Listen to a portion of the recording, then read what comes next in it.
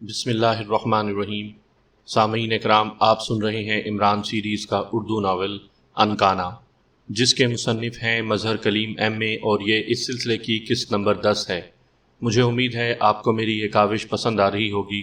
آپ نے اگر ابھی تک میرا چینل کہانی گھر سبسکرائب نہیں کیا تو ابھی میرے چینل کو سبسکرائب کر کے بیل نوٹیفیکیشن آن کر دیجئے تاکہ آنے والی ہر نئی کہانی کی اطلاع بر وقت آپ تک پہنچ سکے۔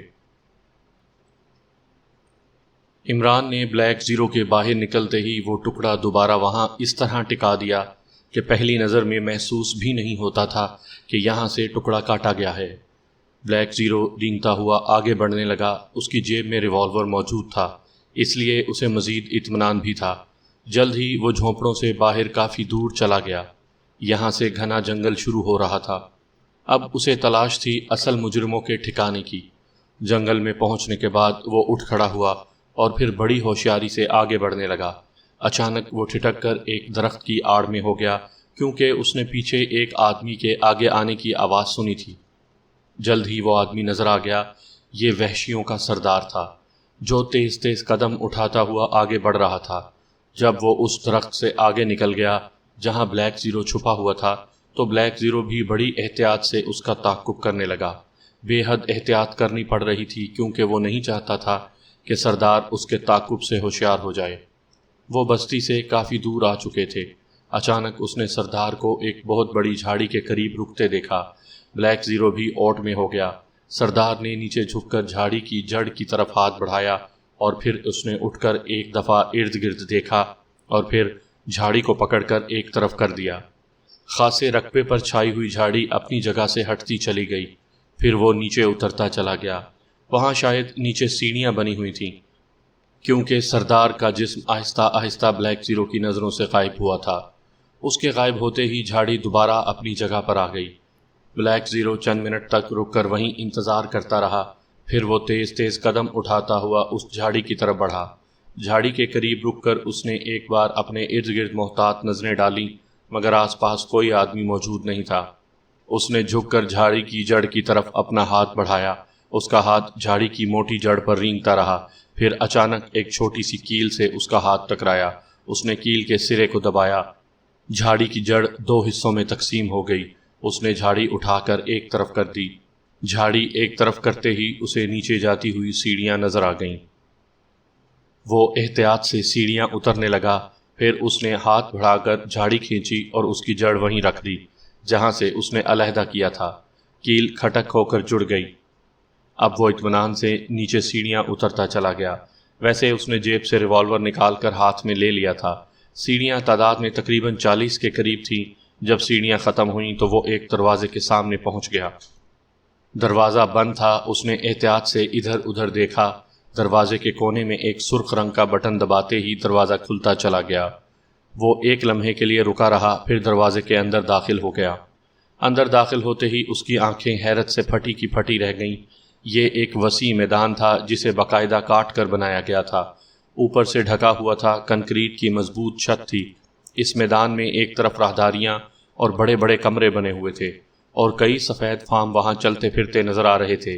بلیک زیرو نے صرف ایک لمحے کے لیے جائزہ لیا، پھر وہ ایک ستون کی اوٹ میں چلا گیا کہ کہیں کسی کی نظر اس پر نہ پڑ جائے، مگر ہر شخص اپنے اپنے خیال میں مست تھا، اس لیے کسی نے بلیک زیرو کی طرف توجہ نہ دی۔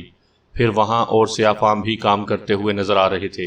بلیک زیرو چند لمحے تک وہاں رکنے کے بعد بڑی احتیاط سے آگے بڑھنے لگا۔ جلد ہی وہ ایک راہداری تک پہنچنے میں کامیاب ہو گیا۔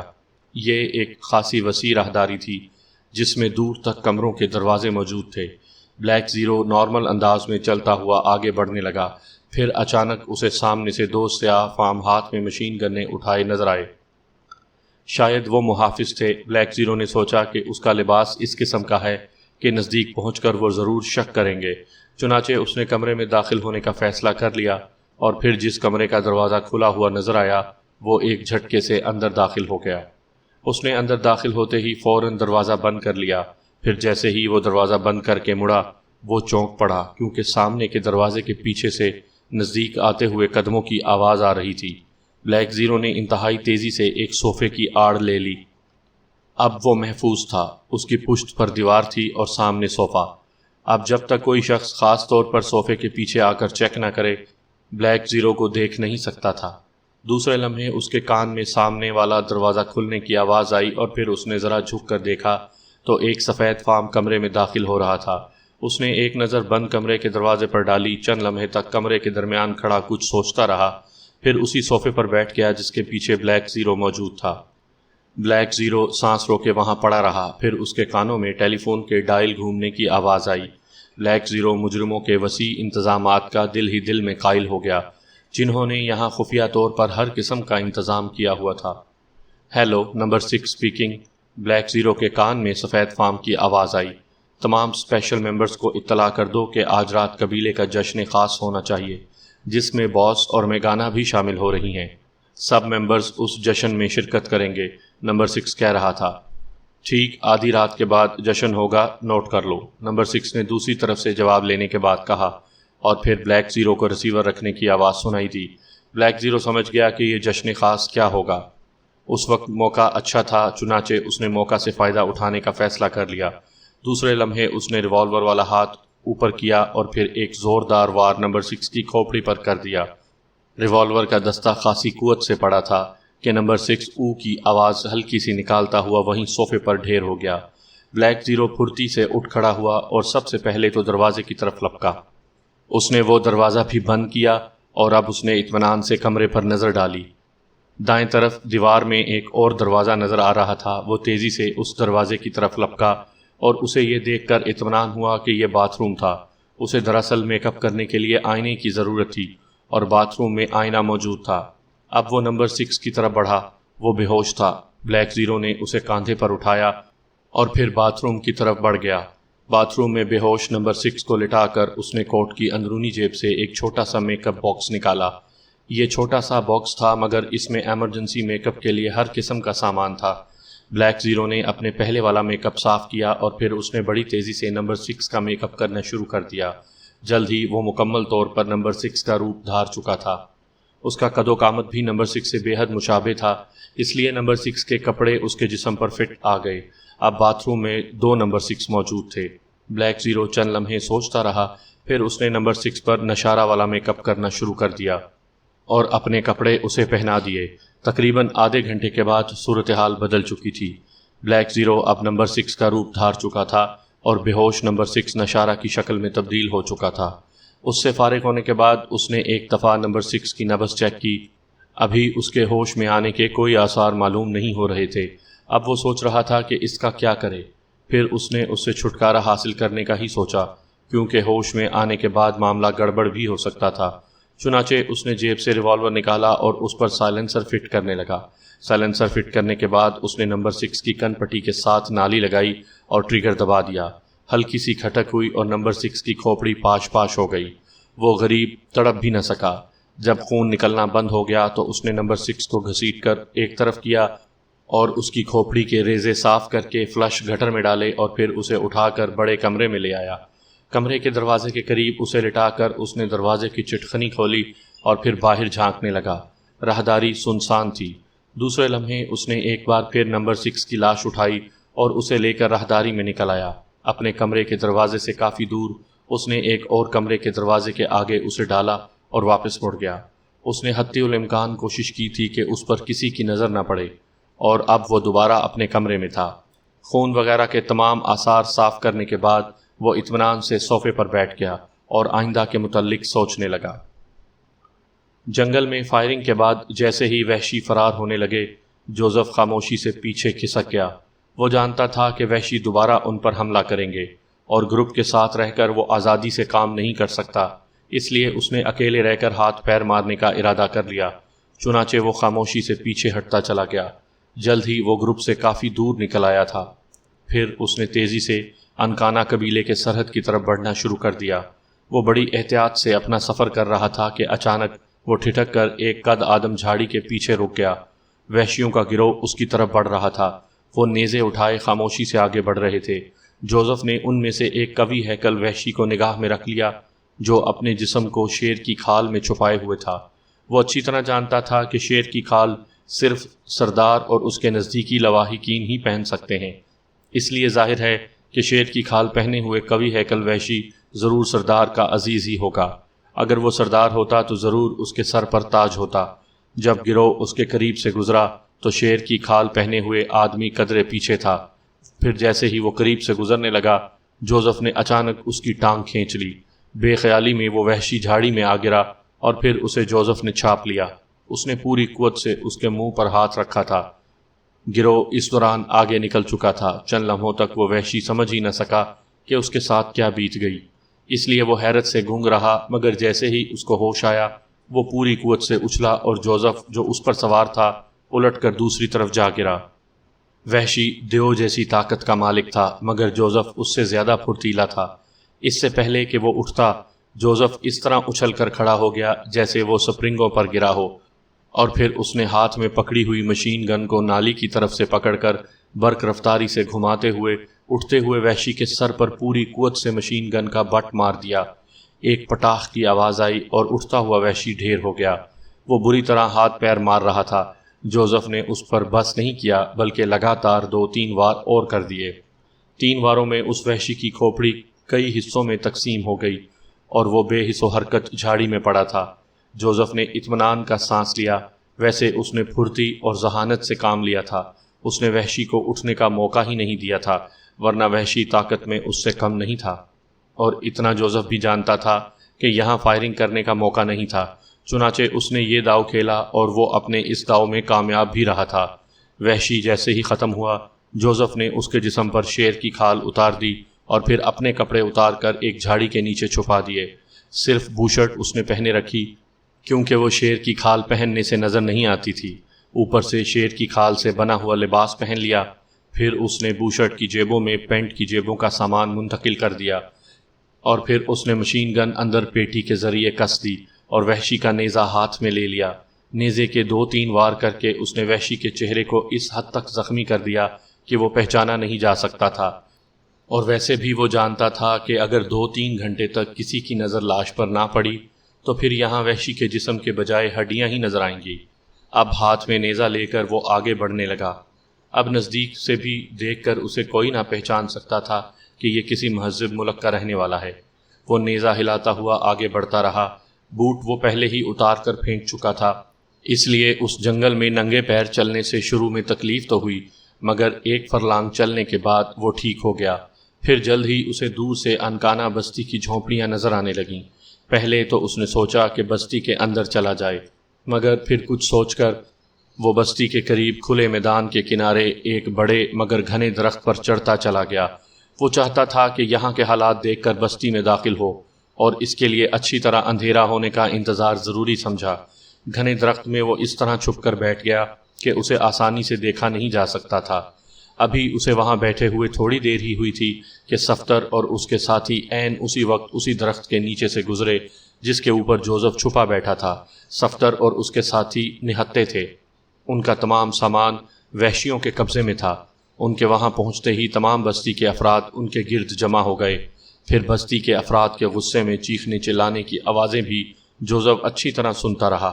بستی کے لوگوں کو اپنے ساتھیوں کے مارے جانے کا بے حد غصہ تھا، اور وہ لوگ چاہتے تھے کہ صفدر اور اس کے ساتھیوں کو قتل کر کے انتقام کی آگ بجھائیں، مگر سردار انہیں سمجھا رہا تھا کہ اس طرح دیوی ان سے ناراض ہو جائے گی، کیونکہ دیوی نے انہیں بھیٹ چڑھانے کا حکم دیا ہے۔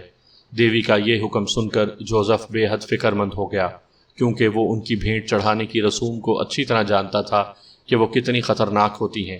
بہرحال فوری طور پر وہ کچھ نہیں کر سکتا تھا، اس لیے خاموش بیٹھا رہا۔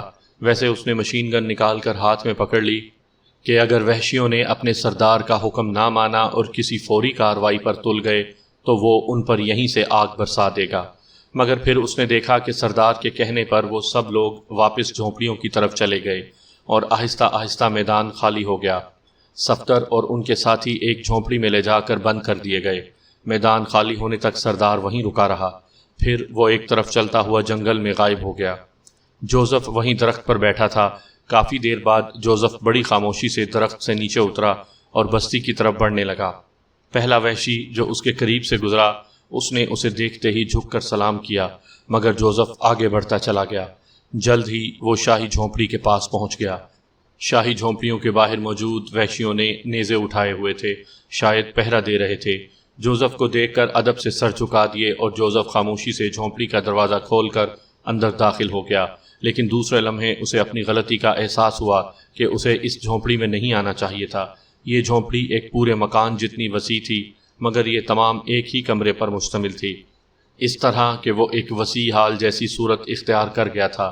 جیسے ہی وہ جھونپڑی میں داخل ہوا، جھونپڑی کے مختلف کونوں میں موجود حبشی دوشیزائیں اٹھ کر اس کی طرف بڑھیں۔ یہ سردار کی بیویاں تھیں جو حیرت سے جوزف کو دیکھ رہی تھیں۔ انہیں شاید جوزف کی وہاں موجودگی کی امید نہیں تھی، اس لیے ان کے چہروں پر حیرت کے آثار نمایاں تھے، مگر پھر جیسے ہی وہ قریب آئیں، ان میں سے ایک چیخ پڑی، یہ زلار تو نہیں، کوئی اور ہے۔ اب جوزف کو پتہ چلا کہ جس حبشی کا اس نے لباس پہنا ہوا ہے اس کا نام زلار تھا۔ وہ جانتا تھا کہ شاہی خاندان کے لوگ اپنے رواجوں کے مطابق جسم پر کھالیں پہنتے تھے۔ شیر کی کھال کا مطلب ہے کہ زلار سردار کا کوئی انتہائی قریبی عزیز ہوگا۔ تم کون ہو؟ ایک لڑکی چیخی۔ زلار، جوزف نے بڑے اطمینان سے جواب دیا۔ ویسے وہ ان نیم برہنہ لڑکیوں کے جسموں سے نگاہیں کترا رہا تھا۔ اسے اپنے آپ پر سخت غصہ آ رہا تھا کہ وہ بغیر سوچے سمجھے شاہی جھونپڑے میں آ گیا۔ مگر تمہاری شکل زلار سے نہیں ملتی، دوسری لڑکی بولی۔ نہیں، میں زلار ہوں۔ ڈوگا کہاں ہے؟ اس نے پوچھا۔ یہ تو اسے دارالحکومت میں ہی موسیو چوگاشی سے پتہ چل چکا تھا کہ انکانا قبیلے کے موجودہ سردار کا نام ڈوگا ہے۔ ہمیں کیا معلوم؟ کیا سردار ہمیں بتا کر جاتا ہے کہ وہ کہاں جا رہا ہے؟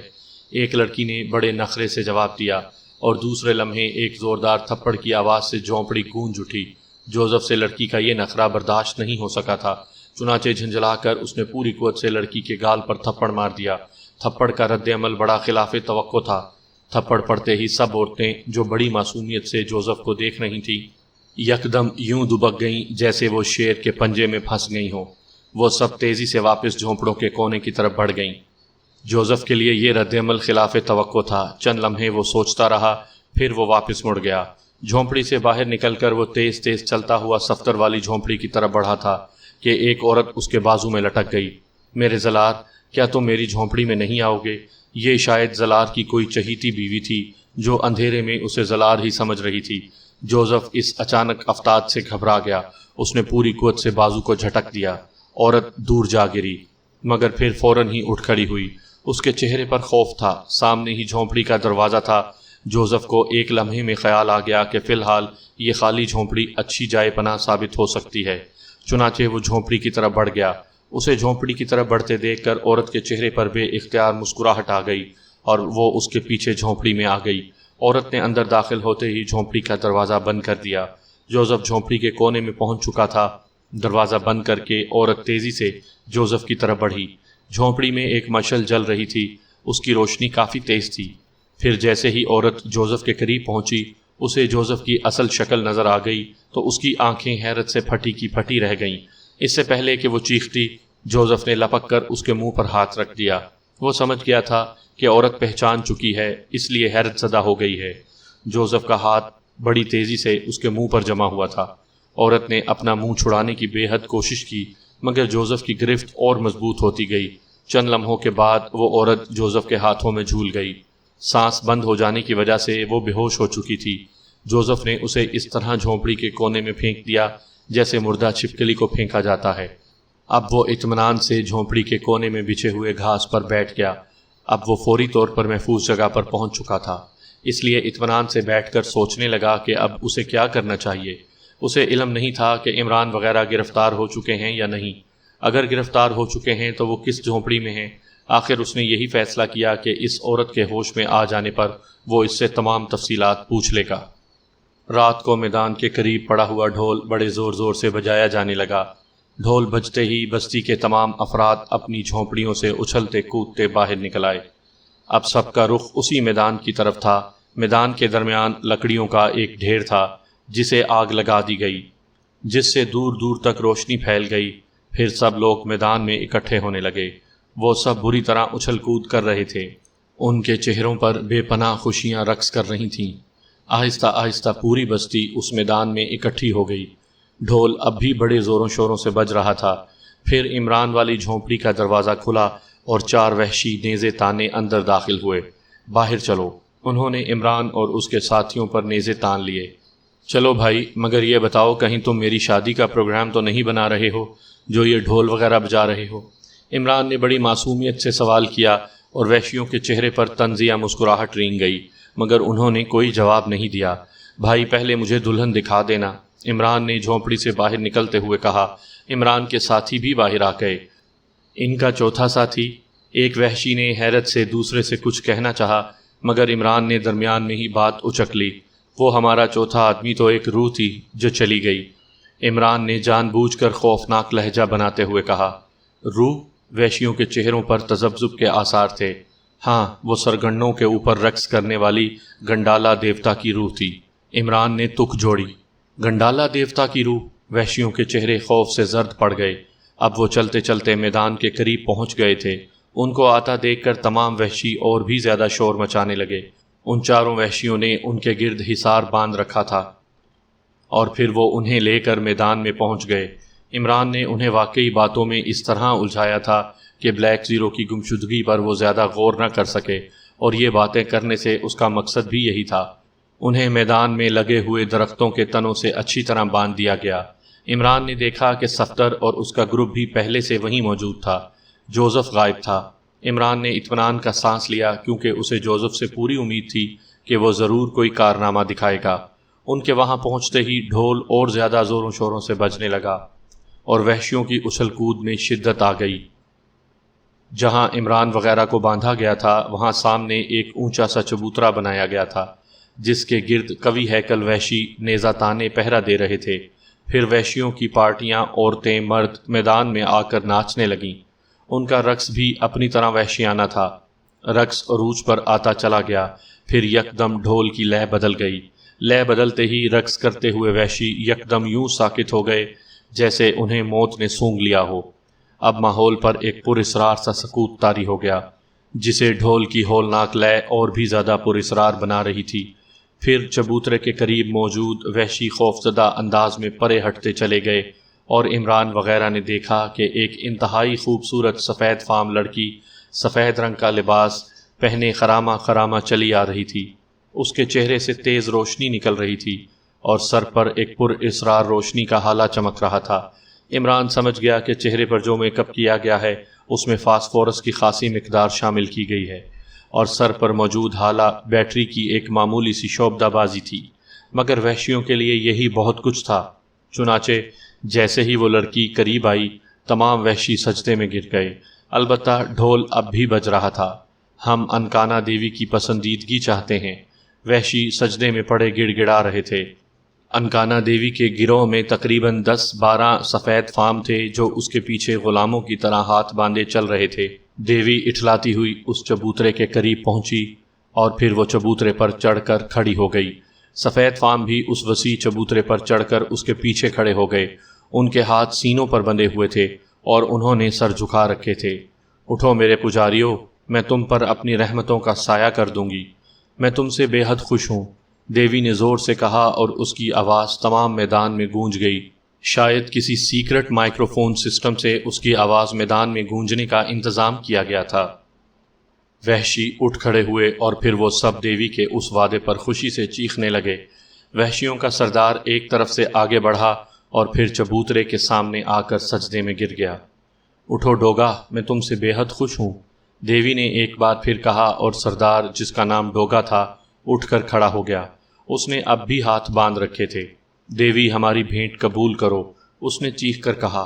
ہاں، میں تمہاری بھیٹ قبول کرتی ہوں، دیوی نے جواب دیا اور پھر پورا میدان خوشی کے نعروں سے گونج اٹھا۔ سردار خود خوشی سے رقص کر رہا تھا۔ دیوی نے ہاتھ اٹھایا اور رقص تھم گیا۔ وہ خود چبوترے پر بیٹھ گئی، سفید فام بھی بیٹھ گئے۔ جشن شروع کیا جائے، دیوی نے حکم دیا اور اس کا حکم ملتے ہی میدان میں 2 وحشی کود پڑے۔ ان کے ہاتھوں میں نیزے تھے اور پھر انہوں نے ایک دوسرے پر نیزوں کے وار کرنے شروع کر دیے۔ کافی دیر تک ان کے داؤ پیچ ہوتے رہے۔ اچانک ایک وحشی کا داؤ چل گیا اور دوسرے لمحے میدان ایک بھیانک چیخ سے گونج اٹھا۔ دوسرے لمحے وحشی کے پیٹ میں نیزہ گھس چکا تھا، وہ وہیں ڈھیر ہو گیا۔ پہلے وحشی نے اس کے سینے پر پاؤں رکھا اور پھر پوری قوت سے نیزہ اس کے جسم سے کھینچ لیا۔ اس کا نیزہ باہر نکلتے ہی میدان خوشی کے نعروں سے گونج اٹھا۔ نیزے کی انی لہو سے تر تھی۔ دوسرے لمحے اس نے جھک کر ایک بار پھر نیزہ زخمی وحشی کے سینے میں ترازو کر دیا۔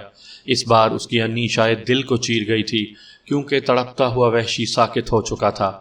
فاتح وحشی نے نیزہ ہاتھ سے باہر نکالا اور پھر اس میں ٹپکنے والا لہو چاٹنے لگا۔ وہ بری طرح اچھل کود کر رہا تھا۔ خون چاٹتے ہی چند وحشی بھاگتے ہوئے آئے۔ ان کے ہاتھوں میں بڑے بڑے کھانڈے تھے۔ انہوں نے سیکنڈوں میں مردہ وحشی کے جسم کے حصے کیے اور ان کا ایک ٹکڑا سردار کے سامنے پیش کر دیا۔ سردار ندیدوں کی طرح وحشی کا کچا گوشت کھانے لگا۔ باقی حصے بھی شاہی خاندان کے افراد میں بانٹ دیے گئے اور وہ اس بری طرح مردہ وحشی کا گوشت کھانے لگے جیسے بڑی مدت کے بعد انہیں یہ نعمت میسر آئی ہو۔ جلد ہی وحشی کی ہڈیاں الاؤ میں پھینک دی گئیں۔ فاتح وحشی ابھی تک میدان میں رقص کر رہا تھا۔ دیوی نے ایک بار پھر ہاتھ اٹھایا اور وہ بھاگتا ہوا چبوترے کے قریب پہنچا اور وہاں جا کر سجدے میں گر گیا۔ دیوی نے ہاتھ نیچے کر لیے۔ وحشی اٹھ کر چبوترے کے ایک طرف بیٹھ گیا۔ دیوی نے ایک بار پھر ہاتھ اٹھایا اور پھر اس نے ہاتھ کو واپس لاتے ہوئے عمران کی طرف اشارہ کیا۔ تقریباً 10 کے قریب وحشی بھاگتے ہوئے عمران کے قریب پہنچے اور پھر اسے کھول دیا گیا۔ عمران کے ساتھیوں کے رنگ فک ہو گئے۔ انہیں عمران کی موت کا مکمل یقین ہو گیا، مگر عمران بڑے اطمینان سے چلتا ہوا میدان کے درمیان آ گیا۔ اسے میدان کے درمیان میں چھوڑ کر وحشی پیچھے ہٹ گئے۔ دیوی نے مسکراتے ہوئے ایک بار پھر ہاتھ اونچا کرنا چاہا، مگر ٹھہرو، پہلے میری بات سن لو۔ میں ڈھمپ دیوتا ہوں، تم سب پر تباہیاں نازل کر دوں گا۔ تم کتوں کی طرح چیخو گے اور الوؤں کی طرح ویرانوں میں بھاگو گے، مگر میری بھیجی ہوئی تباہی سے نہیں بچ سکو گے۔ میری بات سنو۔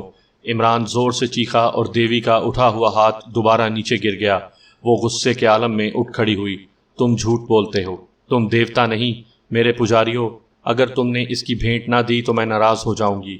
دیوی غصے سے چیخ رہی تھی۔ خاموش ہو جاؤ، میں جانتا ہوں کہ تم کتنی بڑی دیوی ہو۔ اگر تمہیں میرے دیوتا ہونے پر شک ہے تو میرا مقابلہ کرو۔ کیوں اپنے پجاریوں کو مرواتی ہو؟ عمران جواب میں اور بھی زیادہ زور سے دھاڑا۔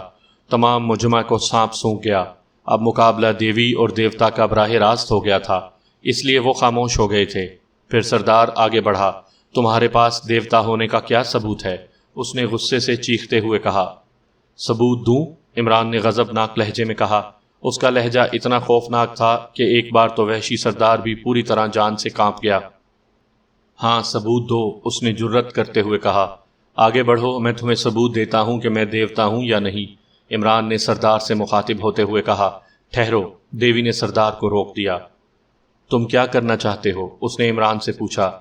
اس کے لہجے میں الجھن نمایاں تھی۔ سردار کو ثبوت دینا چاہتا ہوں۔ عمران نے جو اپنی جیبوں میں ہاتھ ڈالے کھڑا تھا، اپنا ایک ہاتھ جیب سے باہر نکال لیا۔ دوسرے لمحے سامنے کھڑا ہوا سردار بھیانک چیخ مارتا ہوا الٹ گیا۔ وہ بری طرح زمین پر پڑا تڑپ رہا تھا اور عمران کے چہرے پر زہریلی مسکراہٹ رینگ رہی تھی۔ چند لمحے بعد سردار ساکت ہو گیا۔ پورے مجمع کی حیرت اور خوف سے چیخیں نکل گئیں۔ عمران کے ساتھی بھی حیران تھے کہ عمران نے یہ کیا حرکت کی۔ عمران نے دراصل بلو پائپ کی طرح ایک چھوٹے سے پسٹل سے سردار کے جسم میں سائنائڈ میں ڈوبی ہوئی سوئی ماری تھی۔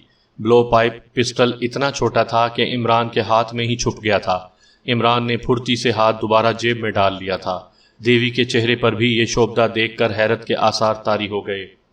اور کسی کو ثبوت چاہیے؟ عمران نے بڑے ڈرامائی انداز میں پھنکارتے ہوئے کہا، اور سارے مجمع پر موت کی خاموشی طاری ہو گئی۔ سردار کا حشر دیکھ کر کسی کو آگے بڑھنے کی جرت نہ ہوئی۔ اچانک دیوی کے پیچھے بیٹھا ہوا سفید فام اٹھ کھڑا ہوا اور وہ زور زور سے چیخ رہا تھا۔ او دیوی کے پجاریوں، یہ تمہارے سامنے تمہاری دیوی کی توہین کر رہا ہے، تمہارے سردار کو مار ڈالا ہے اور تم خاموش کھڑے ہو۔ اس پر ٹوٹ پڑو اور اس کے جسم کے ٹکڑے ٹکڑے کر کے اس کے ساتھیوں کو کھلا دو تاکہ دیوی تم سے خوش ہو جائے۔ آگے بڑھو، یہ دیوتا نہیں، ایک معمولی آدمی ہے، اس پر ٹوٹ پڑو۔ وہ غصے سے چیخ رہا تھا۔ وحشیوں میں ہلچل مچ گئی۔ شاید انہیں غیرت آ گئی تھی۔ اس سے پہلے کہ وہ بڑھ کر عمران پر حملہ کرتے، اچانک چبوترے کے قریب ایک طویل القامت اور دیوزاد جسم کا مالک وحشی، جس نے سارے جسم پر شیر کی کھال پہن رکھی تھی، میدان میں داخل ہو گیا۔ شیر کا سر اس نے آدھے کے قریب منہ پر ڈال رکھا تھا، اس لیے اس کا چہرہ صاف نظر نہیں آتا تھا۔ میں زلار ڈوگا کا بھائی ہوں، ڈوگا کی موت کے بعد اس قبیلے کا سردار ہوں۔ کیا تم لوگ مجھے سردار مانتے ہو؟ اس نے چیخ کر کہا۔ ٹھہرو، تم بغیر دیوی کی مرضی کے سردار نہیں بن سکتے، دیوی کے سفید فام غلام نے چیخ کر کہا۔ عمران آواز سے ہی پہچان گیا تھا کہ یہ جوزف ہے۔ اسے خوشی ہوئی تھی کہ جوزف نے یہ بہت بڑا کارنامہ انجام دیا تھا۔ اگر جوزف سردار بن جائے تو وہ اس وحشی قبیلے کو رام کر سکتا ہے۔ ٹھیک ہے، میں دیوی سے سوال کرتا ہوں کہ وہ مجھے سردار تسلیم کرے۔ جوزف نے بڑے نرم لہجے میں دیوی سے مخاطب ہو کر کہا، ٹھہرو، میں تمہیں اس وقت تک سردار تسلیم نہیں کروں گی جب تک تم اس آدمی کا گوشت کاٹ کر اس کے ساتھیوں کو نہیں کھلاؤ گے۔ دیوی نے پر اسرار لہجے میں جواب دیا۔ اس نے موقع سے فائدہ اٹھایا تھا۔ اب جوزف کشمکش میں مبتلا تھا کہ کیا کرے اور کیا نہ کرے۔ پھر تمام مجمع شور مچانے لگا، ہم زلار کو اس وقت سردار تسلیم کریں گے جب وہ دیوی کی شرط پوری کرے گا۔ عمران بھی واقعات کی اچانک تبدیلی پر کشمکش میں مبتلا ہو گیا۔ اب مقابلے میں جوزف تھا۔ اب اگر وہ مقابلہ کرے تو جوزف مرتا ہے اور نہ کرے تو اس کی زندگی جاتی ہے۔ عجیب الجھن پڑ گئی تھی۔ کیوں خاموش ہو گئے ہو؟ آگے بڑھ کر آدمی سے مقابلہ کرو اور اس کا گوشت کاٹ کر اس کے ساتھیوں کو کھلا دو، تم سردار ہو جاؤ گے۔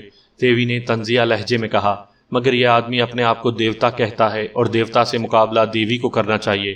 جوزف نے پھنکارتے ہوئے کہا، نہیں، یہ عام آدمی ہے، دیوتا نہیں، اور اس کا مقابلہ کرنا دیوی کی توہین ہے۔ اگر یہ تم سے جیت گیا تو میں اسے یہیں کھڑے کھڑے بھسم کر دوں گی، میرا وعدہ ہے، دیوی نے جواب دیا۔